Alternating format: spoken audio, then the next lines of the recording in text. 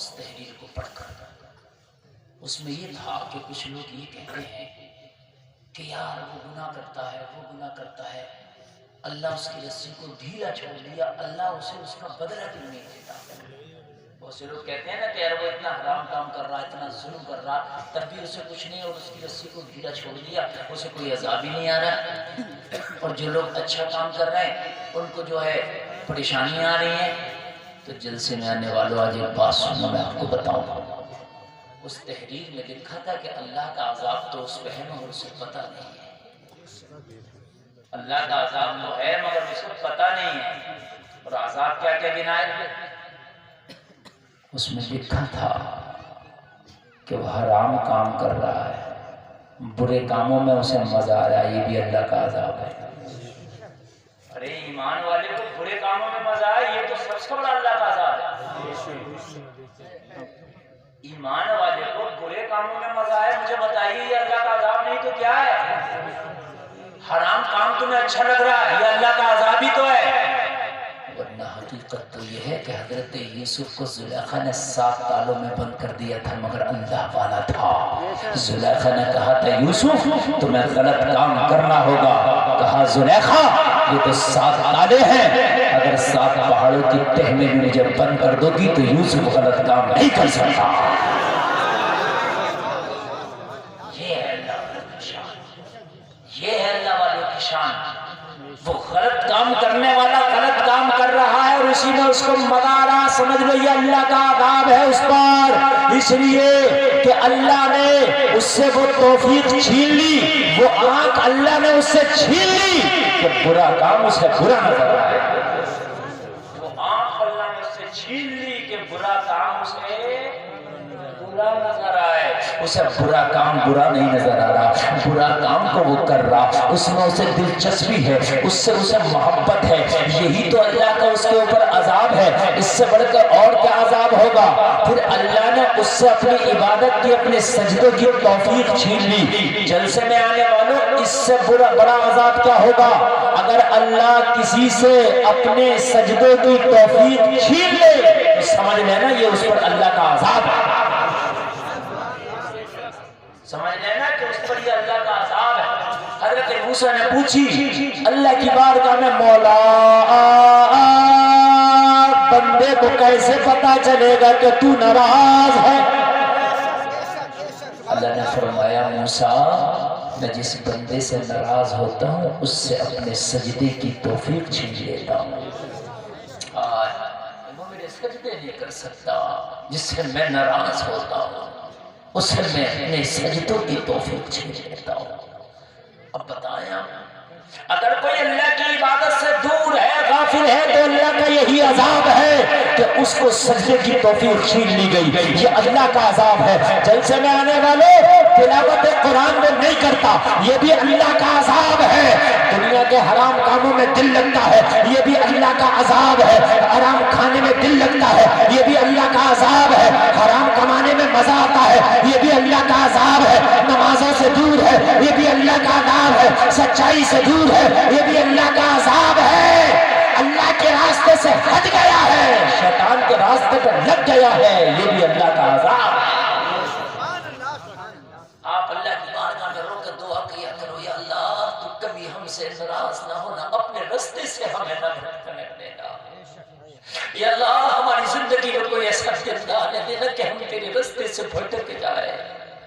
یہ اللہ کی بارگاہ میں دعا کریں، یہ اللہ کی بارگاہ میں آپ دعا کریں، اس لیے کہ اگر اللہ نے سجدے کی توفیق چھین لی تو جلسے میں آنے والوں اس رب کا تو کچھ نہیں بگڑے گا مگر تمہارا سب کچھ تباہ ہو جائے گا۔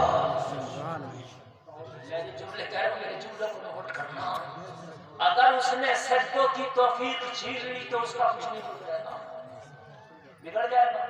پوری دنیا نماز نہ پڑھے کہ رب کا کچھ بگڑ جائے گا؟ پوری دنیا قرآن نہ پڑھے کہ رب کا کچھ بگڑ جائے گا؟ پوری دنیا اس کا نام نہ لے تو کہ رب کا کچھ بگڑ جائے گا؟ ارے جب دنیا نہ تھی وہ تب بھی رب تھا، جب کوئی مسجد نہ تھی وہ تب بھی رب تھا، جب کوئی نمازی نہ تھا وہ تب بھی رب تھا، جب دنیا میں کوئی انسان نہ آیا تھا وہ تب بھی رب تھا، جب زمین نہ تھی وہ تب بھی رب تھا، جب آسمان نہ تھا وہ تب بھی رب تھا، جب عرش و کرسی نہ تھا وہ تب بھی رب تھا، جب جنت و دوزخ نہ تھا وہ تب بھی رب تھا، جب لوح و قلم نہ تھا وہ تب بھی رب تھا، جب جن و بشر نہ تھا وہ تب بھی رب تھا، جب حور و ملک نہ تھا وہ تب بھی رب تھا، ارے جب کائنات میں کچھ نہ تھا وہ تب بھی تھا۔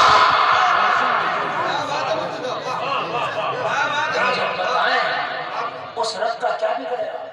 کچھ نہیں بگڑے گا، مگر ہاں تیرا بگڑ جائے گا، ہاں تو تباہ ہو جائے گا، ہاں تو تباہ ہو جائے گا، اور تو ایسا تباہ ہو جائے گا کہ پتہ بھی نہیں چلے گا کہ میں کہاں تباہ ہو گیا۔ جلسے میں آنے والوں اگر کوئی نماز نہیں پڑھتا، مسجد میں نہیں آتا، وہ خوش نہ ہو کہ میں نے نماز نہ پڑھی، ارے تو تباہ ہو گیا۔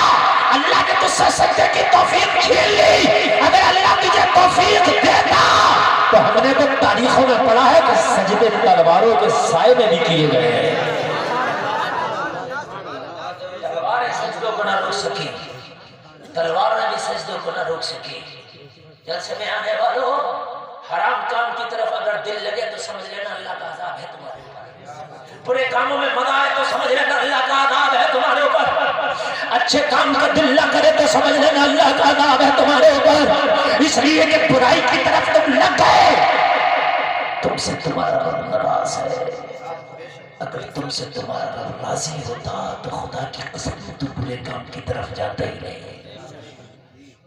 آؤ سنو جلسے میں آنے والوں ایک بات اور سن لو، اگر کوئی شخص گناہ کر لے اور گناہ کر کے اللہ اسے توبہ کی توفیق دے دے تو سمجھ لینا صبح کا وقت کا شام آ گیا، اب بھی رب مہربان ہے، صبح کا وقت کا شام گھر آ گیا، اور اگر گناہ کرے اور توبہ کی توفیق نہ ہو سکے تو سمجھ لینا کہ وہ بہت دور چلا گیا، بہت دور چلا گیا، بہت دور چلا گیا، وہ اپنے اوپر لان کرے، اپنے آپ کے اپنے اعمال کا محاسبہ کرے، ہائے میں کہاں گیا، میں کہاں چلا گیا۔ آؤ میں تمہیں بتاؤں جلسے میں آنے والے رونگٹا کھڑا ہو جائے گا، مدینے کی ایک خاتون ہے، مدینے میں رہتی ہے، لوگوں گناہ ہو گیا اس سے، اسے کہتے ہیں صبح کا وقت کا شام گھر آ گیا، گناہ ہو گیا اس سے، اسے احساس ہوا، اس نے اپنے نفس کا محاسبہ کیا، ہائے مجھ سے گناہ ہو گیا، اب میں مرنے کے بعد اللہ کو منہ کیا دکھاؤں گی، مرنے کے بعد رب کی بارگاہ میں کھڑی کیسے ہوں گی، رب کی بارگاہ میں جب نامہ اعمال کھولا جائے گا تو میں حساب کیسے دوں گی، روتی اللہ کے رسول کی بارگاہ میں آئی،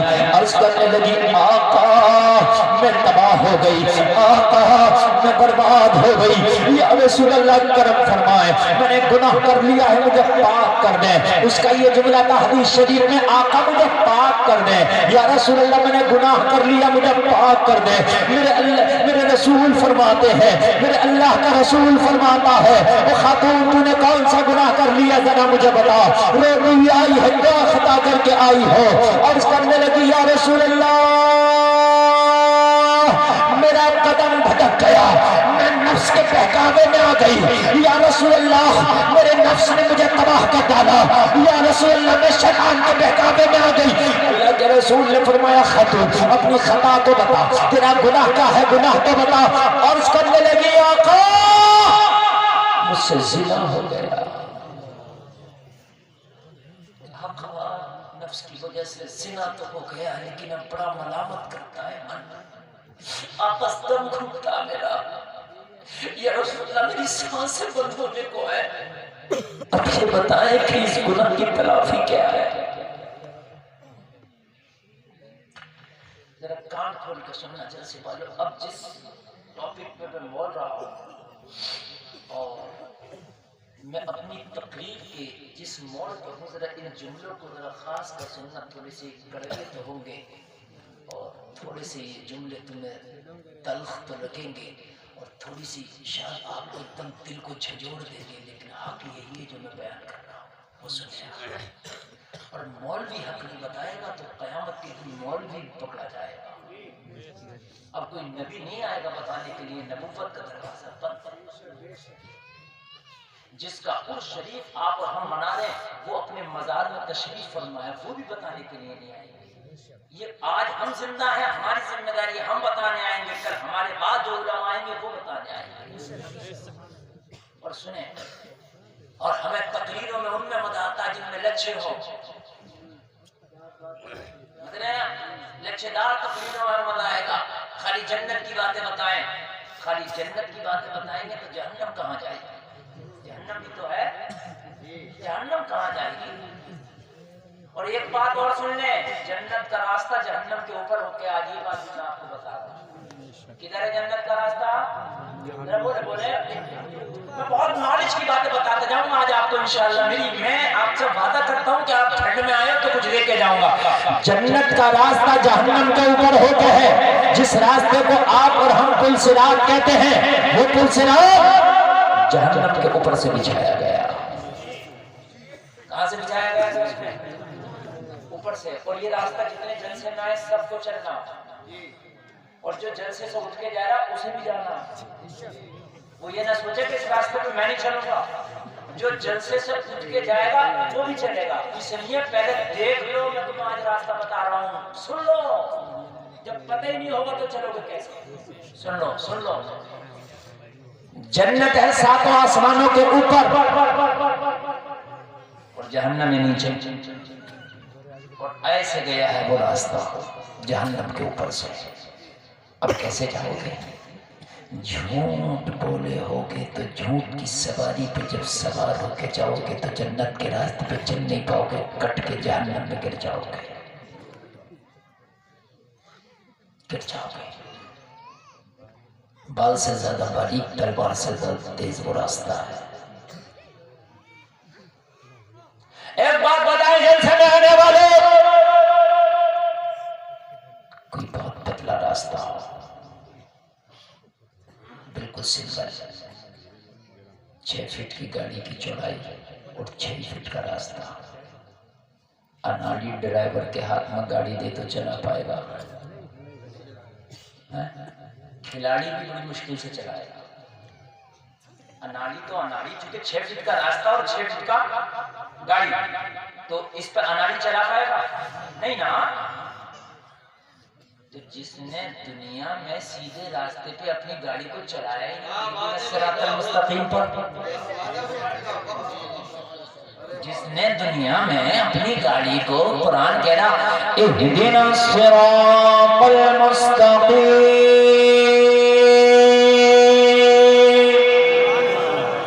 سب لوگ بولیں سبحان اللہ۔ اللہ فرما رہا سیدھا راستہ چلا، بندے دعا کر مجھ سے مجھے سیدھا راستہ چلا۔ جب یہاں تو سیدھا راستہ چلے گا تو مرنے کے بعد جو پل صراط ہے وہ سیدھے تجھے میں چلا دوں گا۔ یہاں سیدھا چل کے گیا ہوگا تو وہاں بھی سیدھا چلے گا۔ اور جب یہاں ٹیڑھا چل کے گیا ہوگا، کبھی جھوٹ میں گیا ہوگا، کبھی غیبت میں گیا ہوگا، کبھی فلم میں گیا ہوگا، کبھی ناچ میں گیا ہوگا، کبھی گانے میں گیا ہوگا، کبھی میں خانے میں گیا ہوگا۔ یہ ٹیڑھا ہے نا، یہ ٹیڑھے ہے نا سب راستے، اللہ کا تو ہے نہیں، اللہ کا تو سیدھا راستہ ہے۔ یا اللہ کون سا تیرا راستہ؟ تو کہا صراط الذین انعمت علیہم، میرا سیدھا راستہ وہ ہے جس پر میرے نیک بندے چلے، جن کا میرا انعام ہوا۔ امام حسین شراب والے راستے پر چلے، گردن کٹاری شراب والا راستہ تو یزید کا کہا میں نہیں چلوں گا تیرے راستے، تو یزید نے کہا میں زبردستی چلاؤں گا، کہا چلا کے دکھا۔ جھگڑا کس بات کا تھا؟ او موبائل والو، موبائل والو،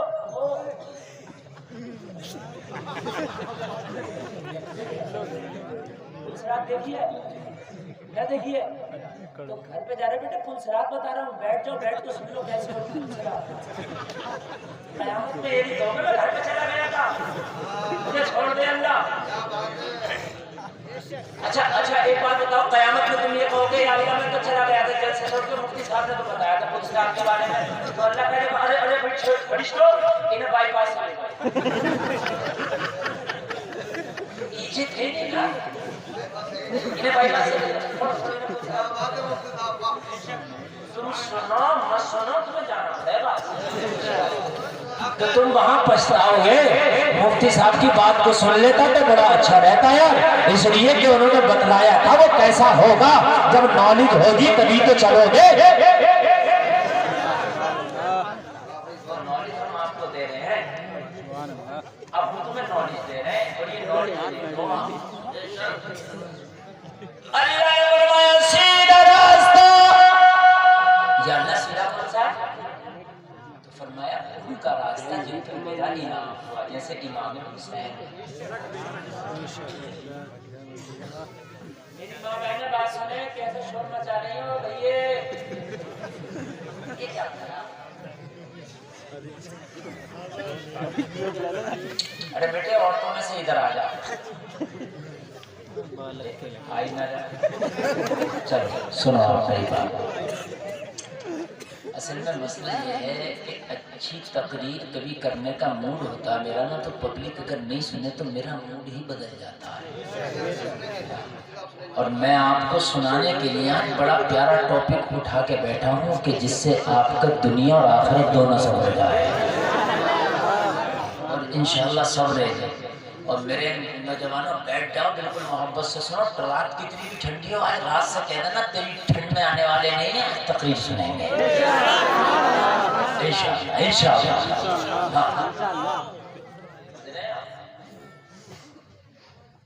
اور ایک بات بتاؤں میں, سچی بات, میں وہ مولوی ہوں الحمدللہ, یہ اللہ کا فضل ہے. ایک جگہ جلسہ تھا, دوسرے دن کو والی تھی بہت بڑی, میری تاریخ انہوں نے صحیح طریقے سے لکھوا نہیں پائے. مجھے انہوں نے فون کیا, میں نے کہا آپ نے تاریخ لکھوا نہیں پائے. بولے ہاں حضرت ہماری غلطی ہو گئی. تو میں نے کہا کل کرا لو میری تقریر. بولے کل تو مقابلہ ہے اور مقابلہ ہے. میں نے کہا اب آپ کے اوپر ہے. وہ یہ بولے کہ حضرت مقابلہ ہو نہ ہو, مقابلے کو چاہے ایک دن آگے بڑھا دیں گے, آپ تاریخ تو کل آپ کی تقریر ہے. ہاں ہاں ہاں, اور پھر کینسل کر دیا تقریر کے خاطر. یہ اللہ کا فضل ہے. اور ایک بات میں آپ کو بتا دوں, اچھی بات ملتی ہے نصیب والوں کو, ورنہ اچھی بتانے والے نہیں ہیں. اگر دو بھائیوں میں جھگڑا ہو جائے تو آنکھوں مسکراتے ہیں, کہتے ہو تو کم ہے کیا کسی سے؟ یہ تو اسی باپ کی اولاد ہے. کوئی یہ نہیں کہتا ہے کہ میرے بھائی کوئی بات نہیں, قرآن میں ہے والکاظمین الغیظ والعافین عن الناس واللہ یحب المحسنین. کوئی بات نہیں, اللہ قرآن میں فرماتا ہے جو لوگ غصے کو پی جاتے ہیں اور لوگوں کو معاف کر دیتے ہیں, اللہ احسان کرنے والوں کو پسند فرماتا ہے. کوئی کہتا سنا ہے کہ کوئی بات نہیں, وجہ میں میاں تم کیا, ارے تم کیا ان سے کم ہو گیا اور چڑھا. ابھی میری میٹنگ ہوئی تھی رامپور کے بڑے بڑے ادھیکاریوں کے ساتھ, D M, S D M, police کپتان, سب ادھیکاری تھے. تو وہ گھریلو معاملات پہ گفتگو کر رہے, کہہ رہے مفتی صاحب ہم بھی جانتے ہیں یہ جو جتنی طلاقیں ہو رہی ہیں, اور خاص کر بولے تم مسلمانوں میں, بولے ان میں 90% طلاقیں یہ دوسروں کی وجہ سے ہے. میں نے کہا کیسے؟ کہ لڑکی اور لڑکے میں جہاں انبن ہوئی تو رشتہ دار کہتے ہیں ارے ہم کیا کم ہے, تو ٹینشن مت لیے ہم دیکھ لیں گے, اسے تو کورٹ اور کچہری اور تھانے میں دیکھیں گے. بولے کچھ بھی نہیں دیکھتا, تھانے کورٹ کچہری میں آخر میں طلاق بھی نہ بتائے. سمجھانا چاہیے کہ تو بیوی ہے, اگر تیرے شوہر نے کوئی بات کہا ہے تو تجھے غصے میں نہیں آنا چاہیے. وہ تیرا شوہر ہے, چل بیٹی اپنے گھر چل جا, اس کا گھر سنبھالنا چاہیے. لیکن خوب الگ پر غلا رہا ہے, آج الگ پر غلا رہا ہے. خبردار, ہم کسی سے کم تھوڑی, اور ہمت کیسے ہوئی, اور چلو ایف آئی آر کرائیں گے. ہر چیز کا حل ایف آئی آر نہیں ہے, ہر چیز کا حل ایف آئی آر نہیں ہے. سمجھانا بھی ایک چیز ہے. تو سمجھانے والا اگر کوئی تمہیں ملے تو یہ کرم کی بات ہے, بڑی بات ہے. کربلا میں جھگڑا اسی بات کا تھا. حضرت حسین کا راستہ تھا سیدھا, یزید بولا شراب والے راستے پہ چلا گا، حسین نے کہا نہیں چلوں گا، تو کہا نہیں چلو گے تو پھر جنگ کرنا پڑ سکتی ہے۔ حضرت حسین نے فرمایا گردن تو کٹا سکتا ہوں مگر میں ٹیڑھا راستہ نہیں چلوں گا، جو قرآن نے سیدھا بتایا ہے اسی پہ چلوں گا۔ گردن کٹا کے نہیں چلی۔ ہم ہیں، ہمارے کتنے ٹیڑھے راستے ہیں؟ مجھے بتاؤ، جھوٹ کا راستہ ہمارا، شراب کا راستہ ہمارا، زنا کا راستہ ہمارا، سود کا راستہ ہمارا، جتنی برائیوں کے راستے ان راستوں پر ہم چل رہے ہیں۔ مجھے تو بتاؤ، تو جب یہاں ٹیڑھے راستے پہ چل رہے ہو تو اللہ تعالیٰ قیامت کے دن تمہیں کیسے سیدھا چلا دے گا؟ پل صراط پہ تھوڑا سا پھٹکو گے، گرو گے تو کہاں گرو گے؟ ارے کوئی دریا کے اوپر سے جب پل جاتا ہے اور جب پل سے گرو گے تو کہاں گرو گے؟ اگر وہ راستہ جہنم سے الگ ہوتا تو گرتے بھی تو جہنم میں نہ گرتے، لیکن وہ راستہ جہنم کے اوپر سے ہے، اگر گرو گے تو جہنم میں گرو گے۔ اس لیے جلسے میں آنے والوں سیدھا راستہ چلنا دنیا میں سیکھ جاؤ، تاکہ قیامت کے دن جب پل صراط پہ تمہیں چلایا جائے تو سیدھا چلنا تمہیں آتا ہو، سیدھا چلنا تمہیں آتا ہو، تاکہ گزر جاؤ اس راستے سے۔ سیکھو، اور یہ تھوڑی سی عمر ہے، دوبارہ نہیں دی جاتی، نہ دوسرا جنم ہوتا ہے نہ پنرجنم ہوتا ہے، صرف ایک ہی جنم ہے۔ اور اس جنم میں بھی اللہ نے اگر موت لکھ دی ہے نا تو اللہ فرماتا ہے اینما تکونوا یدرککم الموت ولو کنتم فی بروج مشیدہ، تم کتنی ہی مضبوط قیامت کیوں نہ بند ہو جاؤ، موت کا وقت آئے گا نا تو موت تمہیں وہاں بھی پالے گی۔ جلسے میں آنے والوں موت کا وقت نہیں رکتا، جلسے میں آنے والوں موت کا وقت نہیں ٹالا جاتا۔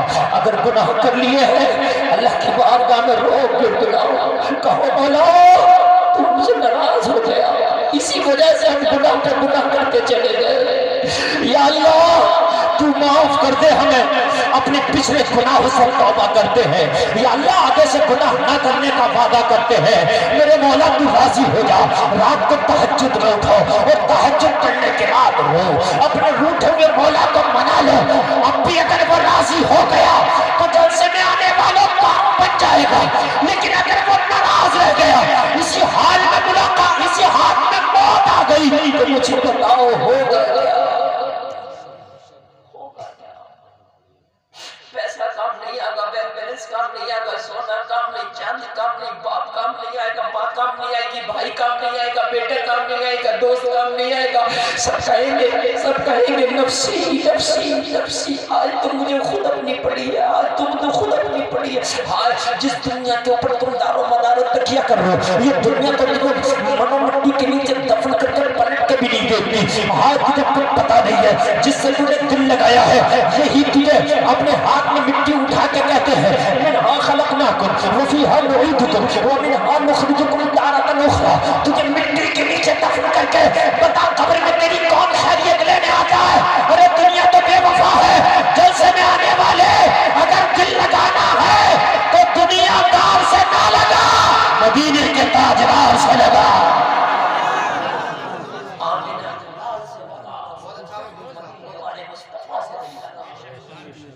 ان سے دل لگا۔ جس دن دل ان سے لگ گیا نا، اللہ کی قسم برے کاموں میں دل ہی نہیں لگتا۔ دل برے کاموں میں کیوں لگتا؟ اس لیے لگتا جلسے میں آنے والوں کے دل نبی سے نہیں لگا، اور جب نبی سے نہیں لگا تو پھر دل بری جگہ لگے گا۔ جس دل سے اللہ کا ڈر نکل جاتا ہے اس دل میں دنیا کا ڈر آ جاتا ہے، ہر چیز کا ڈر آ جاتا ہے، اور جس دل میں اللہ کا ڈر ہوتا اس دل میں کسی کا ڈر نہیں ہوتا۔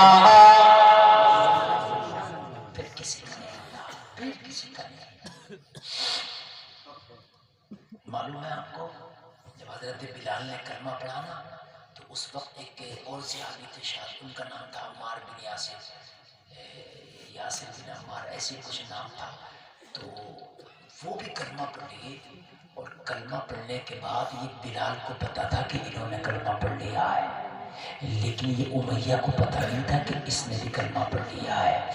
امیہ کے غلام تھے بلال کو مار رہے، بہت زیادہ کوڑا مار رہے ہیں۔ انہوں نے بھی کلمہ پڑھ لیا تھا، لیکن امیہ کو پتہ نہیں تھا کہ اس نے بھی کلمہ پڑھ لیا۔ امیہ نے ہاتھ میں کوڑا دیا ان صحابی کو اور کہا بلال کو تو مار۔ وہ سوچ رہے تھے انہوں نے بھی کلمہ نہیں پڑھا۔ بلال نے آنکھیں آپ میں اشارہ کیا، مجھے تو یہ مار ہی رہے، تیرے بارے میں کسی کو نہیں پتا کہ تم نے کلمہ پڑھ لیا، ایک کام کرو دو چار کوڑے تم بھی میرے مار لو، اس لیے کہ تم دو چار کوڑے میرے مارو گے نا تو تم بچ جاؤ گے، لیکن اگر آج تمہارا راز کھل گیا تو تمہیں بھی ماریں گے۔ لیکن یار ایمان والا ڈرتا کب ہے؟ یہ صحابی چھلانگ لگا کے حضرت بلال کے پاس آئے اور آگے کہنے لگے امیہ کان کھول کے سن لے، تو بلال کو اس وجہ سے مارتا ہے کہ کلمہ پڑھ لیا ہے، اور میں نے بھی محمد کا کلمہ پڑھ لیا ہے۔ میں نے بھی محمد کا کلمہ پڑھ لیا ہے۔ کب ڈرتے ہیں یار جن کے دل میں اللہ کا خوف ہوتا ہے؟ خدا کی قسم وہ کسی سے نہیں ڈرتے۔ نوجوانوں ابھی وقت ہے تمہارے پاس، ابھی موقع ہے، تم نے واقعی گناہ کیے ہوں گے، اللہ کو ناراض کیا ہوگا، بہت سے نے حرام کام بھی کیے ہوں گے، بہت سے نے بھی توبہ نہیں کی ہوگی۔ جلسے میں اے آنے والوں، اب صبح کا سورج بعد میں نکلے، تمہاری توبہ پہلے ہو جانا چاہیے، پتہ نہیں کب موت آ جائے اور کب گناہوں سے لٹ پٹ ہم دنیا سے چلے جائیں۔ نعرہ تکبیر، نعرہ رسالت، مسلک اعلی حضرت، بستی بستی قریہ قریہ، مذہب اسلام، مفتی گلفام رضا رامپوری صاحب قبلہ، نعرہ تکبیر۔ دیکھیے اللہ کے نیک بندے گناہ ہو سمجھتے ہیں، لیکن پھر بھی اگر ان سے گناہ ہو جائے نا تو ان کا حال کیا ہوتا؟ ان کا حال یہ ہوتا جو آدمی گناہ کر کے پچھتاوا نہ کرے، جو آدمی گناہ کر کے توبہ نہ کرے، جو گناہ کر کے اپنے گناہوں پہ شرمندہ نہ ہو، سمجھ لینا اللہ ناراض ہو گیا، وہ بھٹک گیا ہے، اس پر یہ اللہ کا عذاب ہے کہ وہ اللہ سے بہت دور چلا گیا، بہت دور۔ جلسے میں آنے والے مدینے کی اس عورت سے گناہ ہوا، اللہ کے رسول کی بارگاہ میں آ کر رونے لگی، گڑگڑانے لگی۔ اللہ کے رسول نے فرمایا خاتون روتی کیوں ہے؟ عرض کرنے لگی یا رسول اللہ گناہ ہو گیا۔ میرے کریم مصطفیٰ نے فرمایا بتا کیا ہو گیا؟ عرض کرنے لگی آقا مجھ سے زنا ہو گیا ہے۔ یا رسول اللہ میں زنا کر لی ہوں، آقا مجھے پاک کر دے۔ یا رسول اللہ میرے گناہ کی سزا کیا ہوگی؟ میرے گناہ کی سزا دے دے تاکہ میں پاک ہو جاؤں۔ لوگوں ذرا غور کرو، اللہ کے رسول نے اس کے زبان سے جب یہ بات سنی کہ زنا کر لیا ہے تو اللہ کے رسول نے فرمایا تیرا دماغی توازن تو ٹھیک ہے؟ عرض کرنے لگی ہاں آقا میرا دماغ ٹھیک ہے، لیکن میں نے زنا کر لیا اس لیے آئی ہوں، اب بتائیں اس کا آقا اس کی سزا کیا ہوگی؟ میرے نبی نے فرمایا رک جا، خاموش ہو جا، تجھے پتہ نہیں ہے تیرا گناہ کتنا بڑا ہے، معمولی سمجھتی ہے اس گناہ کو، تجھے پتہ نہیں ہے کتنی بڑی گناہ تو نے خطا کر لی۔ عرض کیا آقا میں جانتی ہوں میرا گناہ بہت بڑا ہے، لیکن یا رسول اللہ اس کی سزا پتہ ہے۔ آقا نے فرمایا شاید تجھے پتہ بھی نہیں ہے کہ اس کی سزا کیا ہے، اس کی سزا اتنی بڑی ہے سنے گی تو تیری آنکھیں پھٹ جائے گی۔ کہنے لگی یا رسول اللہ میں آخرت کی سزا سے بچنا چاہتی ہوں، دنیا میں جتنی بڑی سزا ہو مجھے دے دے، مجھے دے دے جتنی بڑی سزا ہو۔ آج زنا کے اڈے چل رہے تو چل رہے، جو زنا میں شامل ہے وہ پیچھے نہیں آتے، آگے بڑھ کے چلے جا رہے ہیں، فخر کے ساتھ زنا کر رہے ہیں۔ سمجھ لو تم بربادی کے دلدل میں پھنس چکے ہو، وہ زنا کرنے والوں سنو تمہارے لیے تباہی ہے، اگر زنا کا گناہ تمہیں پتہ چل جائے تو خدا کی قسم تم زنا کے قریب نہ جاؤ۔ جنہوں نے زنا کیے ہیں قیامت کے دن جب ان لوگوں کو اکٹھا کیا جائے گا میدان محشر میں تو ان کی شرمگاہوں سے بدبودار پیپ اور خون بہے گا، اور اتنا بدبودار ہوگا کہ اہل محشر اس کی بدبو سے چیخیں مار رہے ہوں گے ہاں یہ بدبو کہاں کی ہے؟ تو کہیں گے یہ وہ زانی لوگ ہیں، یہ وہ زانی عورتیں ہیں جو دنیا میں زنا کرتے تھے، ان کی شرمگاہوں سے یہ سڑا ہوا کچرہو بہ رہا ہے، اور پھر حکم ہوگا کہ ان زنا کرنے والوں کو یہ پلایا جائے۔ اور کریں آج ہم سمجھ لیا، آج زنا گھرٹے بنا دیے، اور آج فیشن بن گیا ہے زنا کرنا فیشن. وہ جن سے میں آنے والوں اس زنا کے گناہ سے بھی باخبر ہو جاؤ. یہ وہ گناہ ہے کہ جس کی دنیا میں بھی سزا بہت خطرناک ہے اور آخرت میں بھی اس کی سزا بہت خطرناک ہے. دنیا میں اگر کوئی زنا کر لے اس کی سزا چمڑے کا 100 کوڑا ہے. 100 کوڑا. اور کریں کتنی خطرناک سزا ہے. نوجوانوں اگر کوئی تمہارا دوست ملوث ہو تو اپنے دوست کو بتاؤ. آج دوست اپنے دوستوں کو زنا کے قصے بتاتے ہیں, زنا کی کہانیاں بتاتے ہیں, نمک مرچ لگا لگا کے بتاتے ہیں. دوست بڑی خوشی سے سنتے ہیں. ہائے بربادی ہے سننے والوں کے لیے, ہائے بربادی ہے سنانے والوں کے لیے. جلسے میں آنے والوں اپنے دوستوں کو بتاؤ یہ زنا کا قصہ نمک مرچ لگا کے مجھے نہ بتا. ہو سکے تو اس سے توبہ کر لے. یہ وہ گناہ کا دلدل ہے جو زنا کرتا ہے اللہ اس کی کمائی سے برکت اٹھا لے. زنا کرنے والے کی کمائی میں کبھی برکت نہیں.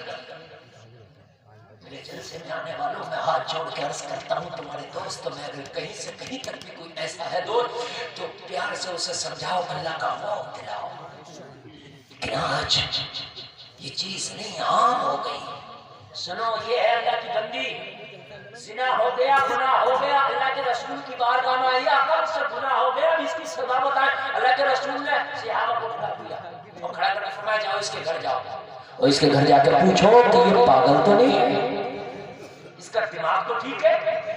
اللہ کے رسول کے صحابی اس عورت کے گھر گئے اور عورت کے گھر جانے کے بعد میں اس کے گھر والوں سے پوچھا کہ اس عورت کا دماغی توازن ٹھیک ہے. عرض کرنے لگے, سارے صحابہ سے عرض کیا ہاں ہاں اس کا دماغی توازن ٹھیک ہے. بس اللہ کے رسول کی بارگاہ میں آئے اور آ کر عرض کرنے لگے آقا اس کا تو دماغی توازن بھی ٹھیک ہے, ہم نے گھر والوں سے تصدیق کر لی ہے, دماغ ٹھیک ہے. کہا دماغ ٹھیک ہے تو اب میرے نبی نے فرمایا اب اگر تیرا دماغ بھی ٹھیک ہے اور تو نے گناہ کیا ہے تو اب اپنی سزا سن. سزا سن. اللہ کے رسول نے صحابہ سے فرمایا اسے جنگل میں لے جاؤ اور لے جانے کے بعد میں اسے سنسار کر دو. کیا کر دو؟ سنسار. یعنی اتنے پتھر مارو کہ جب تک مر نہ جائے.